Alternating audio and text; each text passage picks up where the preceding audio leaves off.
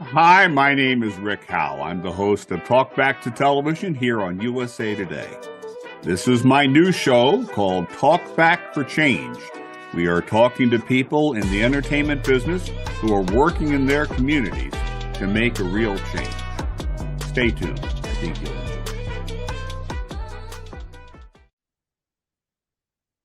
it. Good morning. This is the premiere episode of my new show, Talk Back for Change. And we'll learn about what that's about from my very first guest, Mr. Dave Morgan of Simulmedia. Dave, how are you today? I'm doing great, Rick. I'm really excited to talk about this topic today, and I'm really excited that you're launching a show here.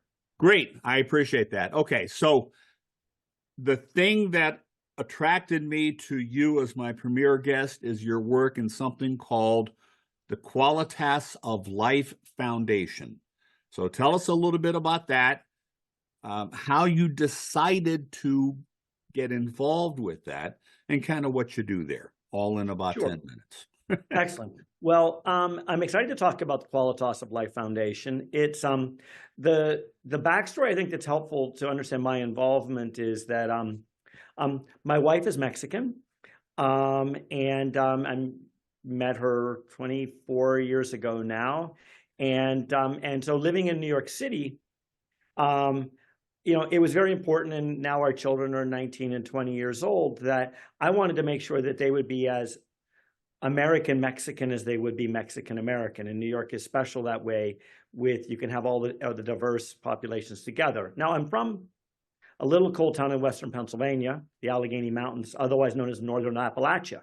Right. So I come from a place where people have very different socioeconomics than they do in New York City and in the Upper West Side where I live. And the Qualitas of Life Foundation, which is more than 10 years old now, was founded to help immigrants, particularly in the New York area, but is now growing significantly, with financial literacy. Realizing that you have a lot of people that come to this country to find a better life. Many of them, most of them, don't have strong education. Many of them don't have high school educations. They don't have middle school educations. And so but they're working hard. They build the backbone of the city. And in New York alone, there's about 1.5 million first-generation Hispanic immigrants here. But they're paid money. They need to open checking accounts. They need to do leases. They frequently become small business people. And the Qualitas of Life Foundation realized that one of the real core building blocks to help people not just succeed and make it here, but survive and thrive, was giving them the financial literacy to how do you open a checking account? How do you transfer money? Because more than 25% of the money they make is sent back home. How do you do it without that money being taken away? And so this foundation has been doing extraordinary work for tens of thousands of people that are certified through different financial literacy programs. All right. So how did you say your wife is from Mexico and your kids are Mexican American? FYI, we adopted our son Ricky outside Guadalajara in 1986. So we also have a lot of ties to Mexico. Where's your wife from? My wife grew up in Monterrey, but her mother's from Mexico City. So she's both a Chilanga and a Regia. That's like a girl from the mountains and a girl from the city. There you go. Well, Guadalajara is in the mountains, sort of. It's about a mile high. Okay. So how did you actually get started with the Qualitas of Life Foundation? The way we got started was we were obviously very close to the immigrant community here in New York City because they stick together, they communicate. And so many of them don't speak English, so they naturally gravitate to other Mexicans. We had very close personal friends of my wife who were very focused on this problem. And he passed away after a long battle with cancer, and his wife created this, sort of formalized this foundation in his honor to really carry on the good work that was so important to him. And that's how I got to know the foundation. And because you're dealing with this immigrant community, you've got to go to them. Like, Yep. obviously, you need to go into their neighborhoods. You need to go to the places where they are, because many of them are undocumented, and so it's even harder for them to access services. And so we got started going to some of their events. We got to learn about the work they were doing. We got to see the outcomes from people that had gone and taken their programs, where you take classes and you're being taught, like, literally, how do you open your bank account? Quite frankly, this shouldn't just be for immigrants. Like, the amount of people that I have hired out of, like, master's programs that don't know how to balance a checkbook. And it was really exciting. I mean, and first it was just helping them get by and not be taken advantage of.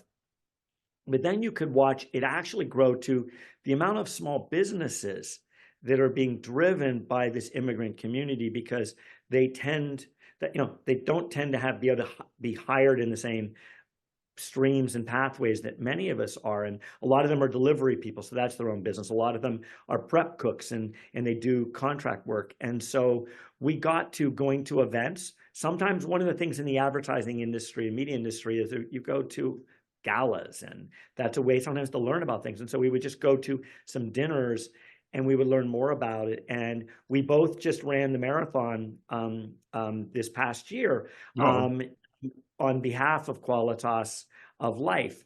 And it was everything from chronicling our training together, talking about and highlighting the activities that they do and the great work that's done, to, the retail sales part of it, which is getting on and twisting the arms of friends and say, hey, this is a really good cause and you need to make a difference. Okay, so twisting the arms of friends. In my nonprofit experience, and I've got quite a bit, the phrase used to be, when you're on the board, give, get, or get off. And that is still true. There's the engine that runs a nonprofit happens to be the money to fund the work of the nonprofit.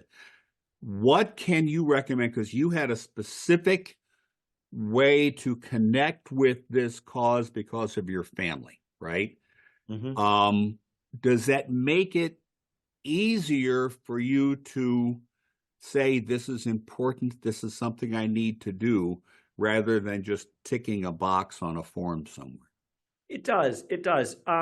We've gotten our daughters involved with it, so I think, but we can humanize it. And for me, no one would count me as being part of a Hispanic household, when in fact, what we eat from a marketer, advertising standpoint, our food, our fashion, our entertainment, our travel is so driven by being an American Mexican household. And so I think sometimes humanizing the experiences of people that maybe go unknown and unnoticed, the person that drops off the delivery, the person that was making the food back in the kitchen, yep. The one who's doing the Amazon thing. And so I think doing that, it's, and it's like, in talking about giving, when you're part of a board or a foundation or a nonprofit, it's also time and treasure. Yes, it is.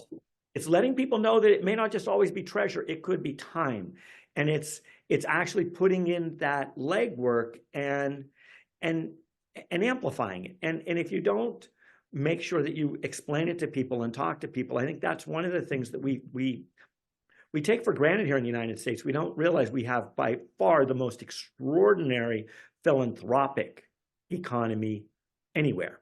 There is no other country in the world where people give as much on a relative basis. It is not something that is done in so many other economies in the world, and they're learning, but it takes work. Yes, it does. Well, guess what? We've used our time and we've worked for 10 solid minutes.